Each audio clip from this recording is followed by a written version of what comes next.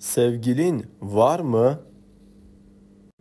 Aşka inanır mısın? Hiç kalbin kırıldı mı? Beni özledin mi? Çocuk ister misin? Hoşça kal, güle güle, iyi yolculuklar, görüşürüz, görüşmek üzere, iyi günler, iyi akşamlar, Allah'a emanet.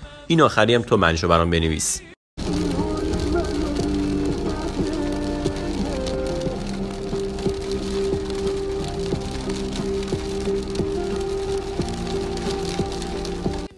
Evli, bekar, kanka, salak, tapkın.